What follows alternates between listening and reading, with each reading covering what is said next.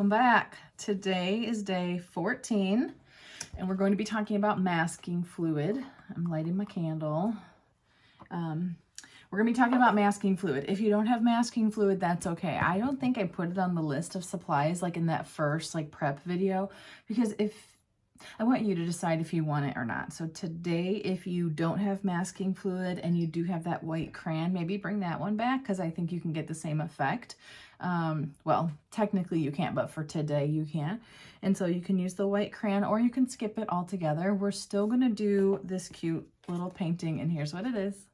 Look at that, buddy.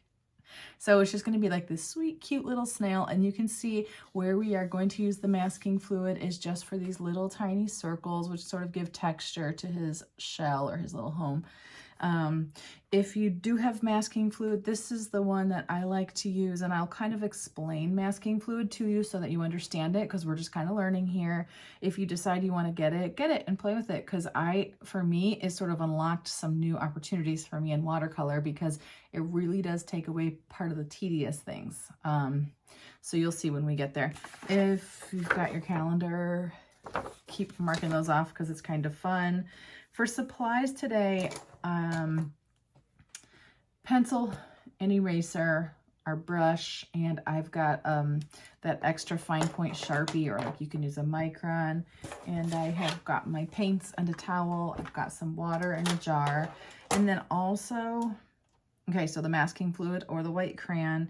I think have a spare piece of paper if you have masking fluid. And then also you may end up wanting to use a paper towel. And so let's read it together. Masking fluid, day 14. Used to preserve white space, masking fluid can be applied and dried, then painted over. It can be removed after paint is dry. So the main difference between this and resist, which we already talked about, is resist, you can't take off the paper. It's gonna preserve that white or whatever crayon you use. You'll see that color, but you're not able to take it off later. Where with masking fluid, I don't know if you ever played with rubber cement or just Elmer's glue. I mean, it's that concept where you can put it down, let it dry, and later peel it right off. And then what's awesome is you have preserved your white space and you can paint on it now. So this is great for the highlight on an eyeball. It's great for little tiny details or texture. Let's say you're doing a big thing. Let's say you're doing a pet portrait. You're painting a pet and you want some of their fur is this really white color. It's very bright. You want to get that ahead of time. If you were to put masking fluid down, you can paint over and around it, let everything dry, and take it off later. So you don't have to go around all of those tiny spaces. It is very useful sometimes, okay? So that is masking fluid. If you have this one, it's got a container and it's got an applicator, you're gonna have to take scissors and cut the top of that off carefully, and it comes with 5 of these little applicators that you can then cut to different heights, which will give you different widths on here. So I'm gonna go ahead and get us started so I can turn the camera around, make sure you're comfy and cozy. You've got a drink, you got a candle, you got a sweater, and let's do it. Masking fluid. Okay, so I just rinse it out because I've already used it. So after you use it, you want to rinse it with warm water. So otherwise it's going to clog up the nozzle of it. And I just did a sketch and I put masking fluid on here so that I will paint on this one and we won't have to wait for mine to dry. And this is why I never teach with masking fluid, because there is a drying time for the masking fluid. So for now, I'm going to set that one aside and we're going to sketch together. So make sure that you have your pencil and your eraser, and then just keep near you the masking fluid or your white crayon, okay? And let's get in here. Okay, cute, right? Just a simple little guy. You can obviously add details to the background. I just thought, what would be cute is plaid or squares on the background, because we have so many curved lines here. It'd be cute to have some straight. So if you want to do that, I want to see it. But it is just like a worm. It's its head. It starts with roundness here, or even an oval this way. See how the body curves down like this? It's kind of like it's this is sitting on it, so it's, you know, curving it down. It gets tiny at the end. This is us just observing for a minute. And it's wider, kind of gets a little bit less wide, and then, you know, skinnier until it gets to this little teeny tiny tail. Cute.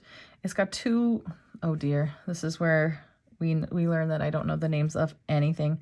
We're gonna say like antennae, but anyway, that's what they are. And then this big old, like, think of it like a boulder. I mean, it's kind of a circle, but also once again, we can see some sort of straight lines in here, which I think really helps us to determine our shape when we get to sketching. And it's got like one outside, and then just kind of gets into like layer number 2, really. Maybe into like a 3, like 1, 2, 3. But anyway, that's what we've got for today. We've got some beautiful soft blends on both the body and the shell. And we've got the masking fluid. Another thing that we did, which is real cute, is with ink later added a tiny little shadow underneath of the white created by our masking fluid. See what it does? It just gives this sort of illusion of it being rounded out in a way that creates a shadow. So that was just kind of a fun part of it. And I think that's enough of the observing. So let's do it. Okay, you're gonna guess a little bit right now. So a reminder to press lightly on the tip of your pencil, and then you can erase easily. So I wanna actually start, you know what? You could kind of put a little mark right here for like the top of the shell. Just so you kind of know where you're going, and you could eyeball it. But what I really want to start with is this, thinking about this as like, let's start with just a circle for where the head is. I can fit my whole pencil next to it, so I don't want to get too far to the left. So I'm going to maybe around here do a circle, okay? And I'm pressing light. I probably will end up moving things, and I'm going to guess you will too, so don't press hard right now. And then from there, let's take this line sort of down. So that gets us this roundness and some length to get down. And then look, we're going to kind of like curve this line along the bottom of the paper. It'll come up a little bit as it moves towards the right, and then kind of a lot bit over here. So I'm just going to, just giving us something to correct if you think about it like that. Like, we'll see in a minute what's weird about this. Good enough. It looks super weird, right? And that's okay. So I will kind of curve this down and over like that. I'm widening it up here, but I noticed even though this is wide, it really is much less wide here. And so as I look at that, I want it to kind of just kind of curve downward. Remember, it scoops down a little bit under the shell, so that's good. And then it's going to come straighten out, curve down, and create this point. I don't like this at all, but it got us somewhere, right? And then let's take the shell and come up. So notice right here, it's kind of straight line. It's kind of just coming a little bit towards the corner, but we can get it like this. And it's going to curve over, and I see basically another area that's pretty straight. This is going to help us to get our shape. And I'm going to curve it now. Right here, I see more of a straight line again, and all I'm doing is looking, where is it curved, where is it straight, and trying to keep the scale. So in order to keep the scale when we get over here, let's start it out this way. Somewhere like this, and that can be a bit straight up, and see, and then we're just going to connect them. And now you'll start to see what you like and don't like about it. Let's go ahead and get its, I want to call them antlers. Don't they look more like antlers? Okay, as I observe them, they're like, we see flatness. So we'll keep that flatness right here, and we're going to bring these up. And we need that aura so that they are thick, which is why I'm thinking they're antlers. Why does that make me laugh? And at the end of them, they have like what is a circle. So you can do a full circle and erase your line, or you can just kind of curve them out and around. All right. And that's a pretty good start. I think you could even, Here, let's start to adjust our outside shape first. I was trying to decide if we want to get the eyeballs in yet, but like, let's work with what we have on these main shapes first. I'm erasing what I don't want to see. So get out your eraser. This is a reminder that in watercolor, once you paint over your pencil, you can't erase it. So if we don't want to see it later, we get rid of it now. I think I want to see, that like, some more like verticalness to this head, and this one's like laid pretty far to the side. So I'll change that by bringing it down like this way a little bit more, just so I see this. And I don't want a corner because we're curves. We're all curvy today. This got funky, right? So I'm going to soften it. I'm just going to use what I had, soften it up, and then I might have to come in with my eraser. I'll either lighten it up or kind of get rid of spots that got too kind of sharp maybe. And like, this is like a wiggle worm. This is not something we need to be overthinking, okay? The shape is weird. So if yours is weird, you're right on track. I'm softening that up a little bit too. So we've got this outside. Is yours big enough? If it's real close to the top of the head, you need to make it bigger. And I feel no, I'm gonna leave it. It's pretty close. I almost made it bigger. And then let's look, where does the spiral begin? Right about here. So it's not half of his body, it's a little bit to the right. We'll start this scoop up, and as we do it, we want this whole thing to be kind of equal. From here to here, from here to here, all these we want to be about the same size. So we're kind of watching for that. So as I do this line, I'm watching this one to kind of follow it. And then I'm curving over like this and kind of put some straight lines in there. I think it gives it more interest than if you just did a perfect spiral. But once again, I say this stuff and then don't I sound bossy? You do it the way you want. That's cute. Okay, it's getting cute. And if you're starting to feel like yours is getting cute, then you know you're on the right track. And then this is 2 circles. And oh, that one started to get big. And within them, there's 2 black circles that are towards the left. So he's sort of looking over that way. Oh, I have him looking up here, but to the left here. So just realize wherever, it's like directional. Let's see what difference it makes. I'm going to leave it. Okay. You know the drill by now. We're going to look at it and we are going to see if we like it. If there's any changes to be made with the pencil, we'll do that now. Get out your little kneaded eraser.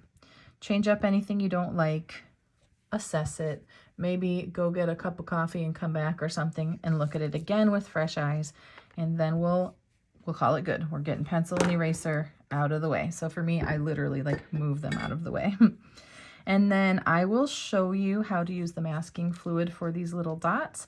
If you don't have it, you get out your white crayon and you'll do just like you did. I think that was just yesterday, right? Yep, yesterday for Resist. And with your white crayon, you're just doing these tiny little marks, but make sure you press hard enough with your crayon. I will be using this, so I have this extra piece of paper here, and you see how I already tested it out and it dried. Here, this is a good opportunity to show you. You can just take it off when it dries.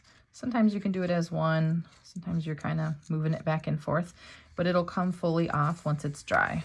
Cool, right? And so this says, I'm going to just tell you what it says in the packaging, just because these things kind of do matter about masking fluid. They'll help you not be so frustrated with it. But it says, okay, you have to snip the top of it. So you cut it with scissors. And then for best application, shake gently before using. What I have found is shake very gently. Don't rile it up or you're going to have a ton of bubbles in there and it's really annoying.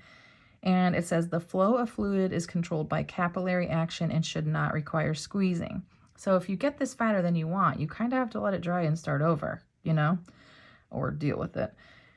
And then the other thing is that when you're done with it, you want to go rinse it with warm water right away. Otherwise, it's going to clog it all up. And when you go to use it next time, it's going to take a lot more work. So Okay, I just stuck this tip on it because I wanted mine to be nice and tiny. And then I'm just kind of tipping it on its side gently. Oh, I got my paper wet. And I'm kind of going around, and you'll see here. I don't know if I need to zoom in a little bit more.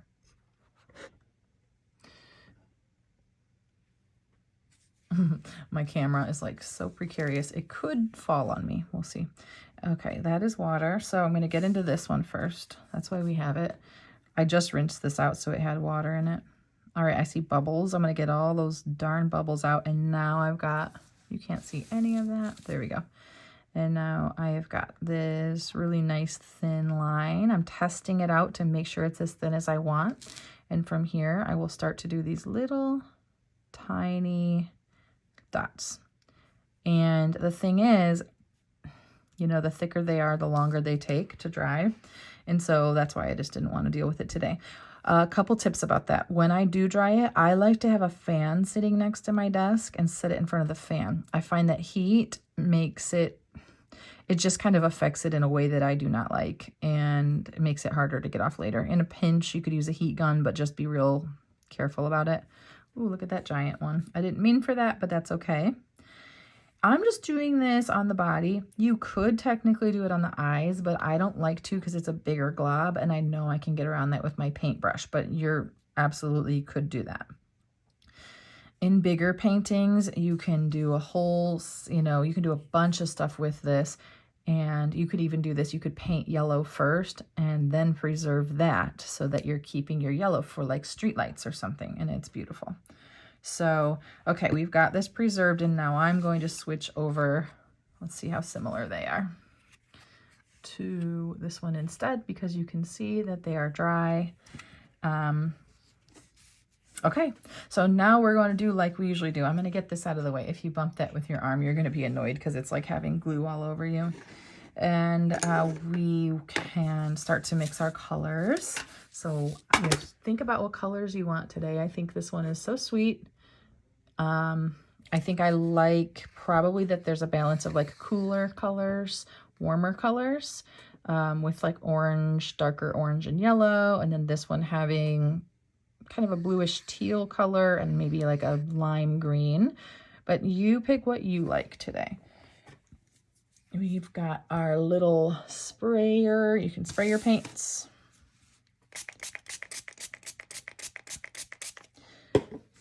And make sure you got your water and everything close by. And yeah, we're going to pick our colors. So I'm dipping my brush into the water, and I'm going to get right into that bright green on the top, swipe some onto my palette, and go to my water and back. So I've got a puddle. And if it's darker than you want, remember you can clean the pigment out of your brush and add some water to it to lighten it. If it's not as dark as you want, dig into these paints. A lot of people are not digging into these paints as much as you can. And I think it's really cool what you can do if like the more you get in there. And I'm going to clean my brush. I'm going to do down here. This is the 5th one up from the bottom center. It's just sort of a happy little blue. I like to use it for like skies and stuff like that. Good. And we'll be able to take from our puddles or our paints when the time comes. I think that's all we need for those. If you want a third color, you can. Just grab something, or you could mix your colors or whatever. Yeah, I like that. Just small for my third color. And now for the body, we'll see that most of it is sort of that like light orange color. Then I'm going to get into a little bit of darker orange and some yellow, and that's it. So taking my brush, I'm going to grab, I think this first of the darker oranges. So that one is the 1, 2, 3, 4, 5, 6th one up from the bottom left. I know you don't all have this paint set. I'm sorry. And then if you add water to it, it turns into this really lovely sort of chill coral color. And I really like that color a lot. You can get into one of the lighter oranges as well. It's just, here, let's do it. You're just going to get a different color. See, it's good too. In fact, listen, I'm going to use both now. Then I'm going to get a little bit more of a concentrated yellow. So I'm just kind of digging in there, and I didn't add water to my brush. And so I've got some darkness, and I'll clean my brush again and get a dark orange. So I think I'll do Yeah, it's nice. It's really bright. That's good. I like it. This is like a happy little buddy. I don't think I need to worry about toning down my colors. I think it's good the way it is. So good. Okay, so now we have to pick the bottom or the top to do. And I think we will do the bottom one first since it has eyes in it, and we can kind of let that dry.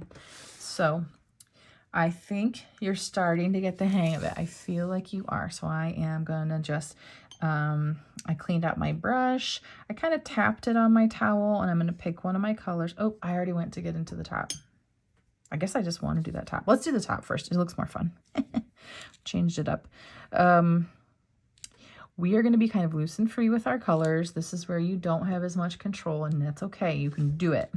I'm just going to sort of swipe in a bunch of that lighter green color. I went into my paints to add more.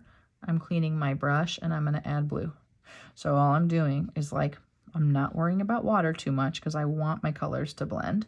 And but I'm cleaning my brush in between so that I get like the pureness. I don't want to start with green and add blue to it. I want to see the pure color of each. So I'm chunking them in next to each other. I never heard anybody use chunking as a verb until this podcast I was listening to, and they were talking about it, and I was like, that sounds so dumb. I'm sorry if you say it, but I thought it was chucking, like chuck it, like chuck a football. They said chunking it. The only way I use it is in watercolors. I am adding colors in, so we're doing a wet on wet technique, and we're just kind of playing with it and see what happens. And really, this one is about masking fluid, so do anything you want with your colors. Remember, we can lift in a minute, and that's why I'm pretty loose and free about what I'm doing, because I know that I'll have control back when I want it. And I think that's a really big difference in watercolor. Like, knowing that you can do whatever you want because you know how to fix it really lets you just have a lot of good freedom.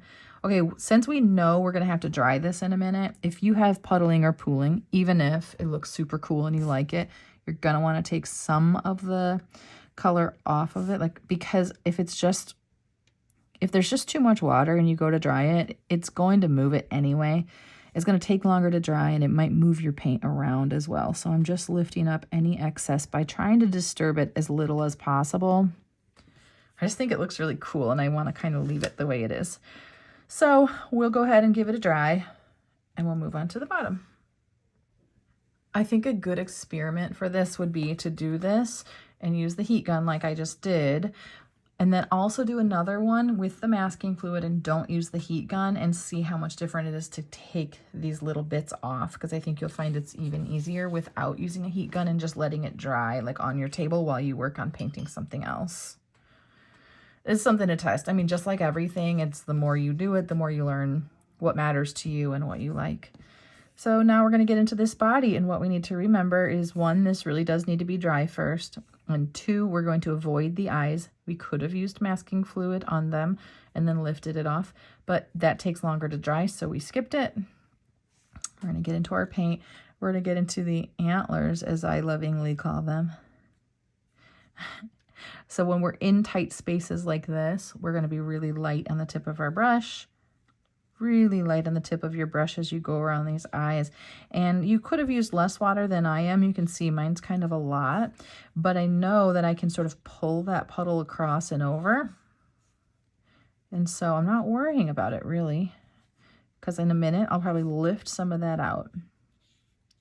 So that means you've got some choice, right? You can use less water in the first place or take some water off carefully after. I'm just taking little bits out, and now I want to get right in there with my colors. So I want that yellow for sure. I want to see these lovely little soft changes. And so while it's wet. So I can see the light reflecting on all of this body. And that's how I know my colors will bleed nicely. If you don't see the light reflecting on yours, then you're not going to get these soft color bleeds. It means it's already dry or drying, and you might get color bleeds, but they might be smaller, and maybe that's exactly what you want. So you got to just kind of start to really, is it doing what you want? And if not, why? It's just sort of study like anything else, you know? I darkened up under the bulbs up here, but not the bulbs. That's just me. We're just playing on this. There's not really, you're probably like, where do I put the dark color? Listen, it doesn't matter. I'm doing it along the bottom. You can see what you think though. I like to imagine if I'm putting in a darker paint color that it's probably going to give a bit of an illusion of shadow. So if you ever can think of it like that, then it'll help you to maybe think about where you might want to place it. Look at us go. We're almost done with this one. We're going to give this a really good dry, and then we're going to come back and take off that masking fluid. I'm hoping you'll be able to see this well. So first of all, I'm making sure it's all dry. I don't see the light reflecting on the paint parts at all. If I did and it was wet and I tried to take this off, you're going to get real annoyed because you're probably going to end up smearing your paint. Okay, so be careful with that. And then hopefully you can see, I'm just going to move my thumb back and forth. And as it rolls these away, you're starting to see what's left behind, which is the white of the paper. Isn't it so fun? It's always satisfying, I think, to look at. I'm feeling it now to make sure I got them all off. Isn't that so cute? So usually it's made a little mess and you got to kind of swipe the extra masking fluid out of the way. And now we can use our ink. We're going to do our eyes with ink this time. We don't even need to use paint, though you could. And we're also going to try to put some, so what we did with the ink was kind of go over our pencil lines, fill in the blacks of the eyes, add some little tiny dots, and also, if you choose to, put a little shadow underneath of where we had the masking fluid. Another way, if you didn't want such a bold little shadow, is, let me zoom in here, you could do it with a pencil instead, and you just get a little bit more softness. I think I like that. But it's fun to play with it, and this is like, these little things are how you learn your style. Like, did I like that? Did I not? And like, while she was doing this, like, if you have a better idea, like, that's you learning about you as an artist, which I think is super cool. I'm leaving it with this. Look, I'm going to do all of them actually with this pencil, and I bet you I won't do it with the pen, and it just gives a little bit more subtlety because it's less of a strong color. That's where my masking fluid kind of smeared when I was drying it. And then we'll get in here with our ink. If you didn't want to fully do the ink, like, that's okay too. You could, you know, you can probably choose where you're putting it. I always love this part though. I love to ask a question each day because you guys are fun to talk to, but I really don't know if I have questions about snails. It's probably just like not a category. Maybe like the weirdest pet, like who has or has had like a strange pet. That'd be kind of fun. So notice I'm wiggling my pen a little bit. And if any of you have a shaky hand, I know that some of us have that. I've taught people in lessons where sometimes when they do art, the shake in their hand goes away and sometimes it gets worse. So I don't know. But sometimes just working with it and allowing it to just be there, I don't know, like, look at this. I'm shaking it on purpose. So if you're worried maybe that your hand is going to shake a little bit, you can kind of do it on purpose. It's a cool style. Like, I love how that looks. And someone else is going to do this totally different, and I'll probably love that too. Let's get the eyes in next. I'm going to be real careful with these because I do want them to be sort of lovely circles. Don't get too tight in there. I would stay on the outside of the eyes just because it's going to cut into your white space otherwise. And then we're just going to do those circles going one direction. Yeah. Anytime eyeballs appear, I think it's delightful. I usually do eyes last. And then from here, I'm going to take this and I'm just going to do little dots. In little groups like this, I am doing them sort of along the bottom here. And then I guess I did them on the outside right part of the shell. And then a couple in here. So here we go. Couple. And you know what? Now I'm wondering if I want to. I think I want to darken up a couple of them. I thought I wouldn't. That's good enough. And then you can decide if you want anything else. Some of you might want to close off the circle at the top of his little antlers. Some of you might not want to. You might want to add some details down here, some grass or something. And since I'm not worried about it at all, I'll just kind of, let's do it. Some little, little jagged lines here for grass. It's kind of cute. It's just, remember, you can play, and once you get into art, and if you're doing a lot of it, like, not everything needs to be precious. You can go like, I like this one better, so on this one, I'm going to just experiment and see what you think.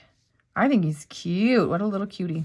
Okay, I hope that was helpful for masking fluid. I know it's kind of a different one, and really, I don't often teach about it, but hopefully you learned a little bit about it today, or you were able to use the crayon for that resist, and that's it. Thanks for hanging out with me today. Share your stuff with me if you can. I'd love to see how this turned out, specifically this one. On my Facebook page, you can leave photos and you can leave comments on the YouTube channel where I will be doing drawings and giving away some free artwork from comments on the YouTube, like the Inktober videos. So thank you guys. I'll see you tomorrow.